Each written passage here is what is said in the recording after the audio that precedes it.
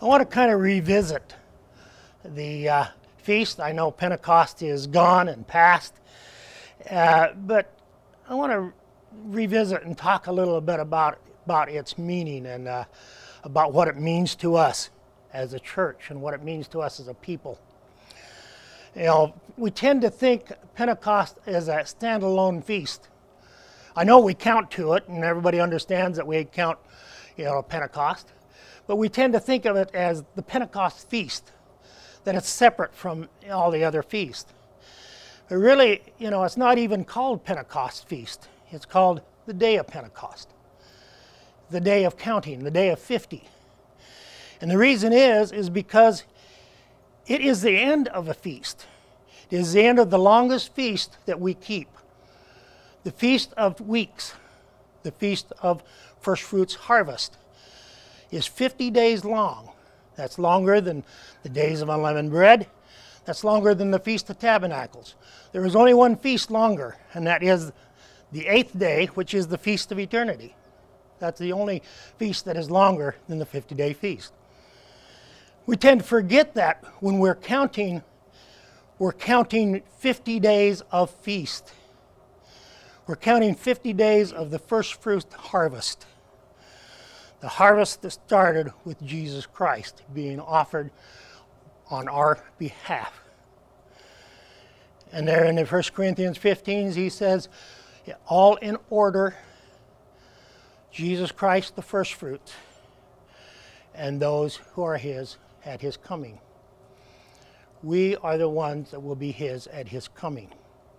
We are the first fruits church. That makes it a very special meaning for us, makes it a very serious meaning for us. I better probably look at my notes here, see where we're at. I tend to ramble on a little bit. Okay, so let's go to, I want to clarify this, Exodus 34, just so we kind of tend to understand that. Exodus 34 and verse 21. And it says, 6 days shall you work, but the 7th day you shall rest. In plowing time and in harvest you shall rest, and you shall observe the Feast of Weeks, the first fruits of the wheat harvest, and then at the end of the year, the Feast of Ingathering. Okay? So it says that we are to observe the Feast of Weeks. But while we're observing the Feast of Weeks, we are not to forget the Sabbaths. We're not to forget to take time to rejuvenate ourselves, even though we're in a harvest period, even though we're working hard to try to accomplish the work of God. And doing this harvest, we are to remember, in plowing time and in harvest time, to rest. Keep that in mind, that, God calls us to a very special and important understanding in the Sabbath. And we can never forget that. Exodus 23, talking about the same feast, but actually a little different name for it. Give us a little different understanding. Here in 23 verse 16, and it says, and the feast of harvest, the first fruits of the labors which you have sown in your field. So we have two basic names, and Pentecost is the 50th day. It's the holy day. It is the holy day of the Feast of the Harvest. It is the holy day of the Feast of Weeks. Okay? So it's not standalone. It's not in the middle of the holy day year as a separate feast. It is part of the 50-day feast. And we shouldn't ignore that, because that's our feast. That's our feast. That's the feast of the first fruits. We have been called to the first fruits of God. In fact, Hebrews 12? I know I have it in my notes somewhere. But Hebrews 12 calls us the church of the firstborn registered in heaven. The church of the firstborn registered in heaven. That almost, if you really think about that, that should have a very deep and meaningful meaning for you. You know, God says, on this one I will look, he who is contrite of heart and mind, and who trembles at my word. We should stand before God realizing that we are the first fruits, and we have to tremble before God's word. That word is so important. That word is so meaningful and so powerful. And that is, you know, it's for us. Okay, so why we visit Pentecost? Why talk about it? Because it is now. Pentecost season isn't over. We are in Pentecost season. It started with Jesus Christ 2,000 years ago being accepted on our behalf. And it is going to go on until the real Pentecost day when the harvest will be finished. The first fruits will have been harvested, and that will be the end of the First Fruits Church. We are in Pentecost right now. This is our time.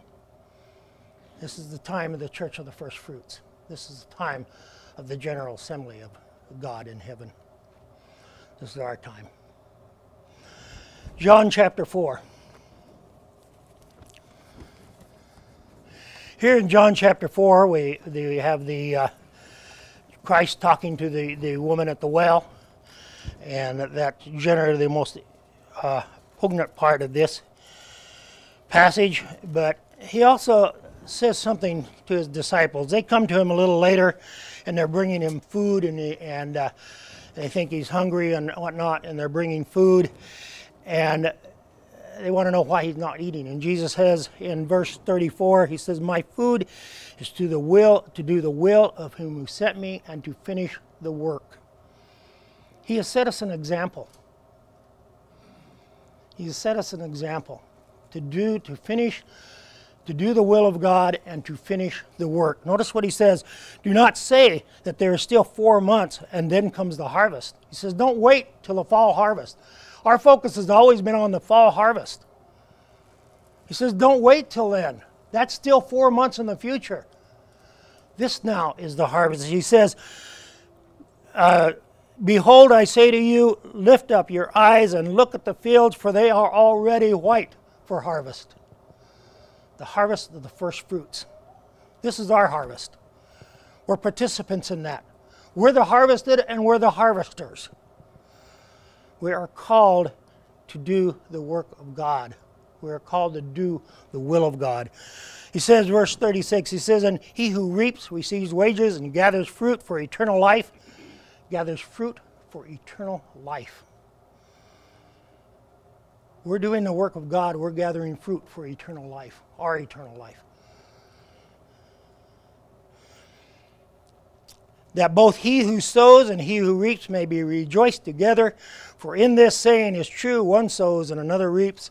I sent you to reap for that which you have not labored, and others have labored, that you have entered into their labors. And boy, that is true of our church today.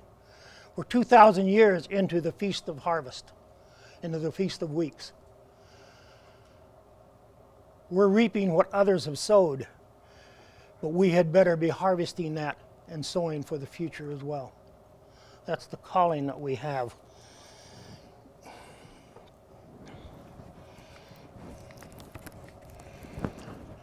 Now get this straight, this is our time right now. It's not time to lollygag. Some of these bottles do not open well, especially when you have arthritic hands. There we go.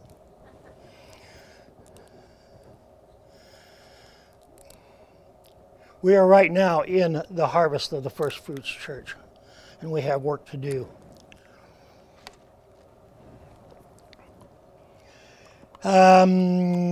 Let's see, 1 Corinthians 20, I think we already talked, 1 Corinthians 15, we already talked about that, about Jesus Christ being the first.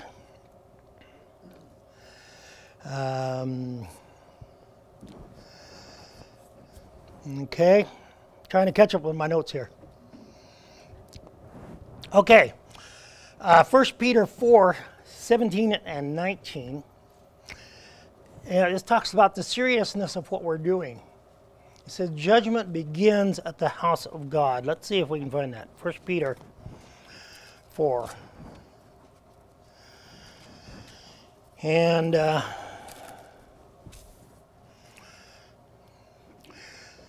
let's see, verse 17. For time has come for judgment to begin at the house of God. And if it begins first with us, what will be the end of those who do not obey the gospel? Now there's a warning there. Judgment is on us because we are the first fruits church. Judgment is on us during our lives. It says what happens if we don't obey the calling that we have.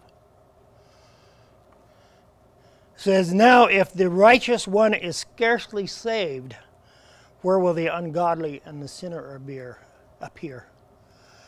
Sobering thoughts and something to think about as we go through this life. Therefore, let those who suffer according to the will of God commit their souls to Him in doing good as to the faithful Creator. There is some suffering in our life. We are being sifted fine. We are the fine flour that will be used to bake the 2 loaves at Pentecost. We are that fine flour, and we're being sifted. We're being tested. We're being tried. We're being proved. How are we doing? Are we doing the will of God? Are we obeying the gospel?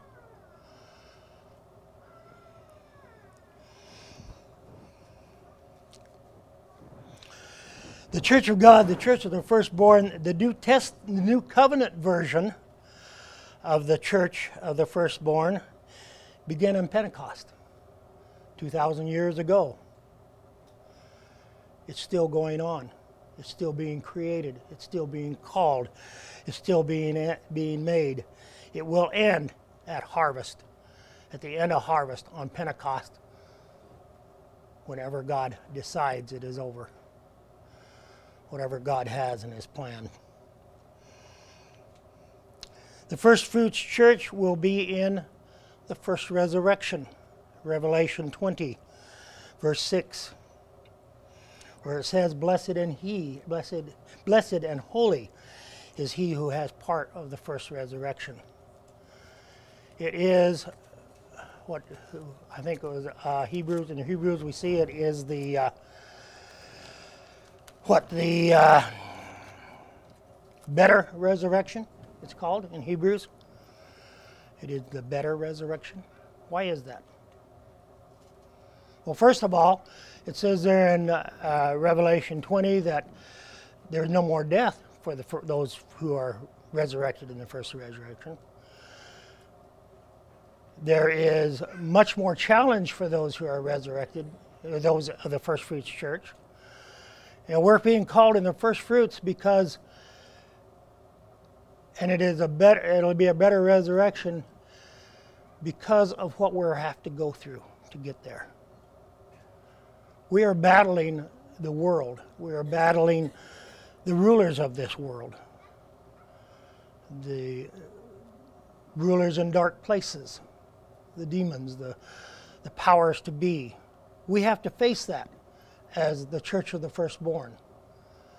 Those coming after us, those coming after into the second resurrection, those coming into the world tomorrow, they will not have to face those same things, generally speaking.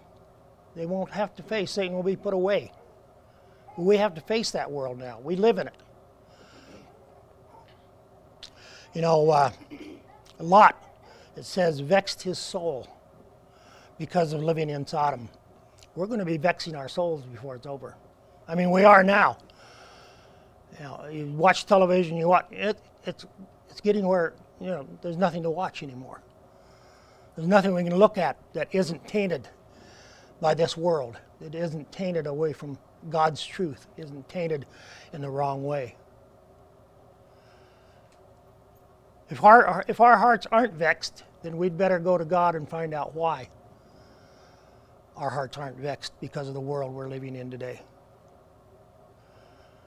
We have a serious calling ahead of us. And that's what I wanted to talk to you about today. I want to talk to you that we are not just here for fellowship. I mean, we are here for fellowship. Yes, that's important.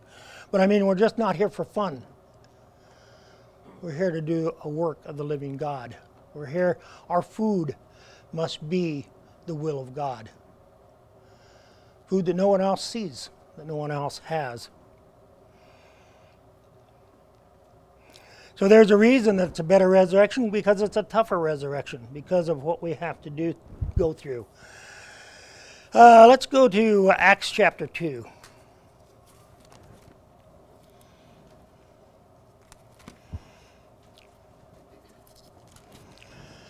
God gave us a church, and He gave it on Pentecost Day. Let's see it here, verse 41. If I can find it here. Verse 41.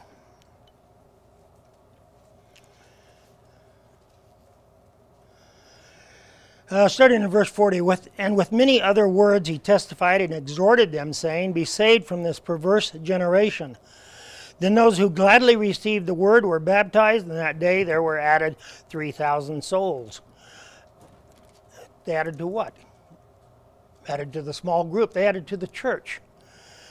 And it says, verse 42, they continued steadfastly in the apostles' doctrines, in the fellowship, in breaking of bread, and in prayers. Okay, there's 4 things there. One of them is being taught. One of them is doctrine. The other 3 are fellowship.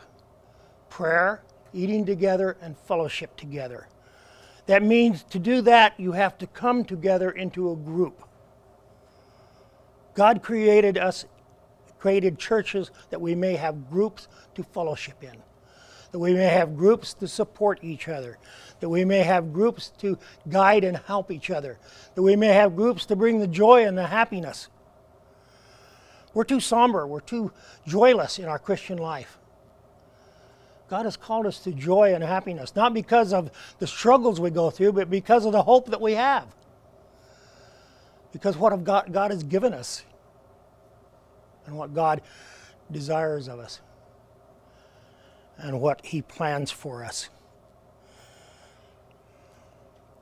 It says, Then fear came on every soul, and many wonders and signs were done through the apostles. Now all who believed were together, and they had all things in common, and sold their possessions and goods, divided them among all as anyone had need. That was for a special time. That was for the starting of the church. We don't necessarily have to do that now, though we have to be giving to each other. We have to be helping each other.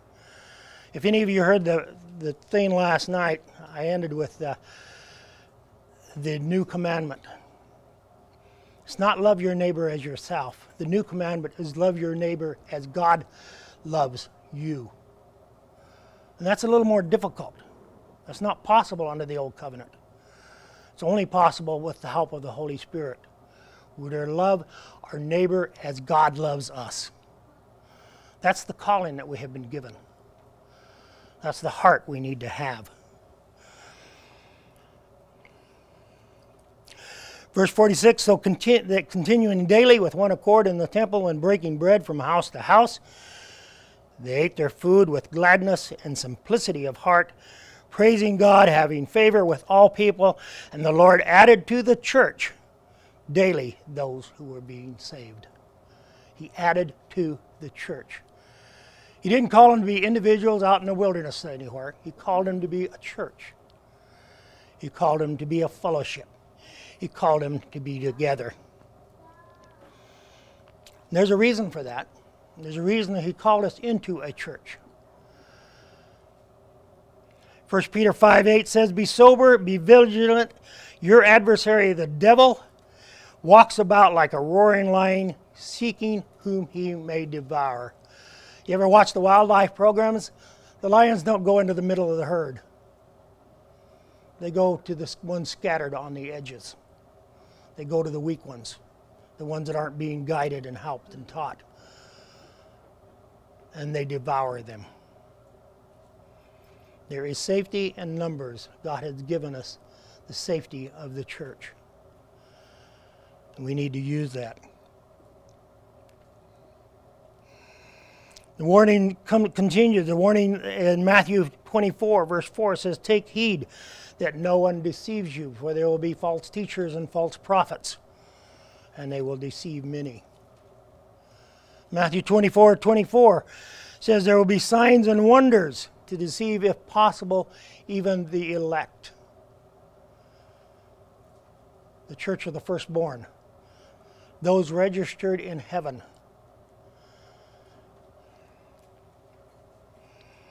Ecclesiastes 4:12 tells us that one can be overpowered by another, two can withstand him, and in a threefold cord is not quickly broken.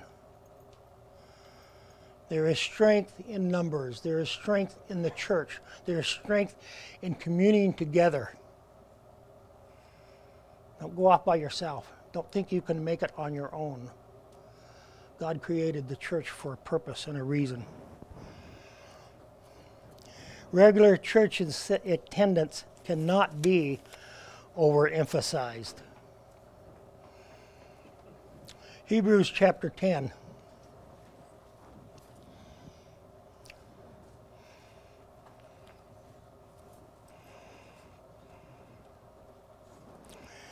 Hebrews chapter 10. And here down in verse 24, let us consider one another in order to stir up love and good works. We're to be stirring up love and good works among each other. Sometimes that takes a little nudging. You know, the scripture that says iron sharpens iron. You ever sharpened iron with iron, you know there's going to be some sparks. Sometimes it takes a little nudging. Sometimes it takes a little good-natured joking. Sometimes it takes a little more than that. But we're called to work together and stir up love and good works, not forsaking the assembling of ourselves together as the manner of some is. Not forsaking. But exhorting one another, and so much more as you see the day approaching. We're 2,000 years into the day. Don't know how long it's going to take. Most of us will be dead probably before it happens. The younger people, maybe not. But I can guarantee you that each one of our lives, it ends with this. We're in our last days somewhere in our life. We've been called to do a work. We've been called to do it together. Ephesians chapter 4.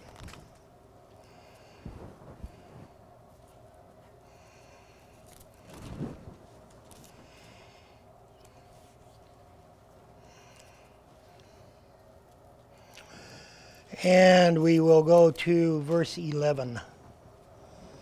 And see if I can get this open again. Excuse me, my voice. I take a medicine for my COPD and it tends to destroy my voice.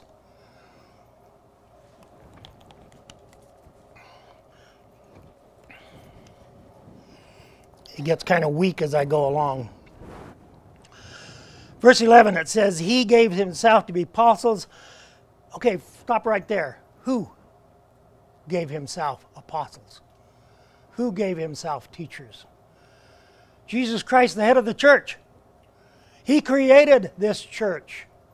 He created apostles. He created preachers. He created pastors. He created evangelists, teachers. He did it for a purpose. It wasn't just happenstance. It didn't just happen one day. Oh, there's a church. Wow. What am I going to do with it? He created it. For the equipping of the saints and for the working of the ministry. The church was created to help us to do the job that God has given us to do.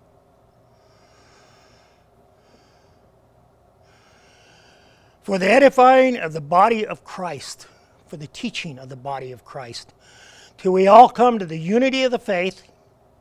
Boy, when will that happen, right? I think we're all unified in some ways. But, you know, God says till we all come to the unity of the faith. That takes teachers. That doesn't take somebody out in the middle of nowhere dreaming up ideas. That takes a congregation. That takes God's guidance and direction. To all come to the unity of faith, to the knowledge of the Son of God, to a perfect man. Wow. To the measure, the stature, the fullness of Christ. We got a long ways to go, don't we? To the measure, the stature, of the fullness of Christ. But that's what God has given us. That's what God has called us to. That we should no longer be children, tossed to and fro and carried about by every wind of doctrine and by every trickery of men. And there are all kinds of trickery out there.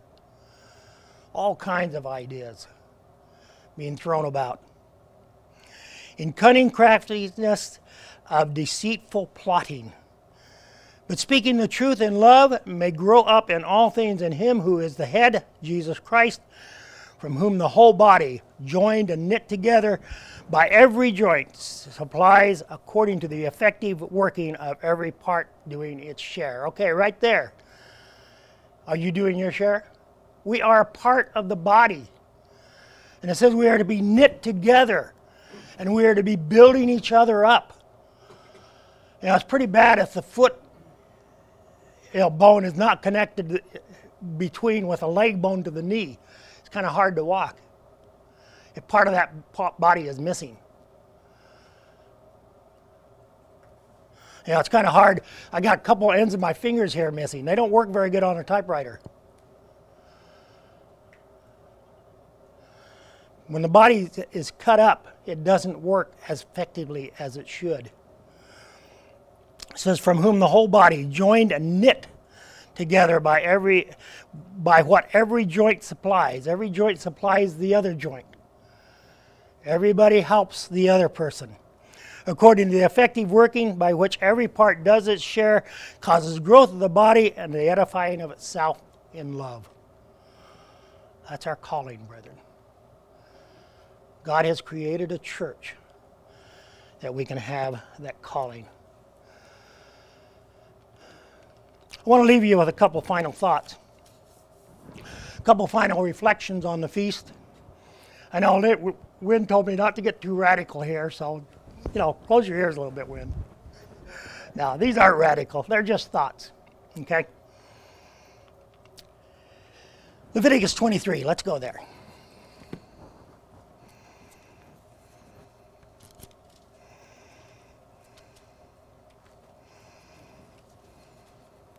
I know it's between Exodus and Numbers.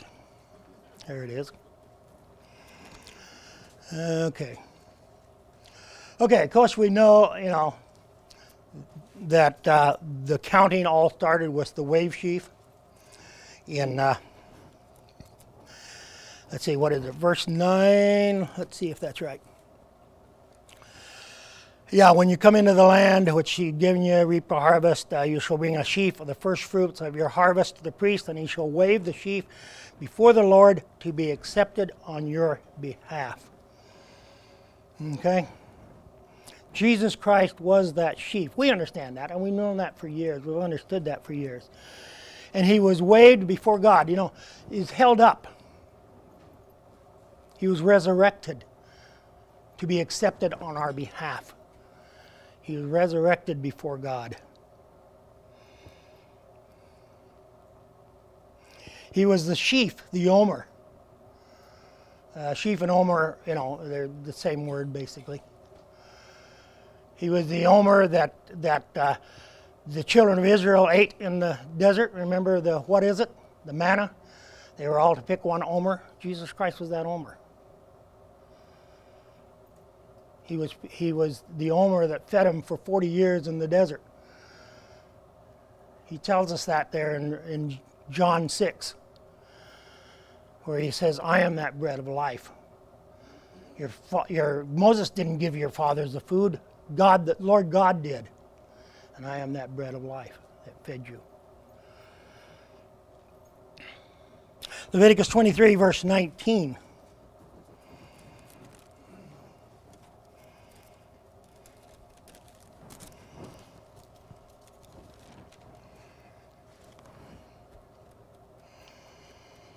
Where are we here?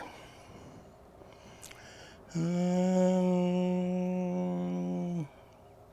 don't think I want 19. Let's start up here in verse 15. And it says, "You shall count for yourselves from the day after the Sabbath, from the day that you brought the sheaf of the wave offering, 7 Sabbaths shall be completed." 7 Sabbaths completed. What is number 7? It's the number of completion, right? Number of perfection. 7 Sabbaths shall be perfected. The church has how many thousands of years and 7 Sabbaths to perfect itself. There in Revelation 19, it says, "And the bride had made herself ready. She had been perfected." We're the bride. We have to make ourselves ready. We have to be perfected. So here we have 7 holy days during, or 7 Sabbaths during the Feast of Weeks. 7 Sabbaths to be perfected, for the church to be made ready for the coming of our Lord Jesus Christ, for the wedding ceremony. Verse 16, it says, "You are to count 50 days till after the 7th Sabbath. Then you shall offer a new grain offering to the Lord, and you shall bring from your dwellings 2 wave loaves, 2/10 of an ephah. A tenth of an ephah is an omer. So we have two loaves of bread, each one made from an omer of grain. And they shall be fine flour." We've already talked about what happens to flour. It has to be sifted. It has to be made fine. It has to be ground down. We've been that. We've done that. We're doing that. We're being sifted and we're being ground. We're being made to fine flour. 2 wave loaves.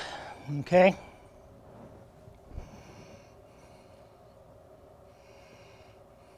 Sifted fine. These loaves contain leavening.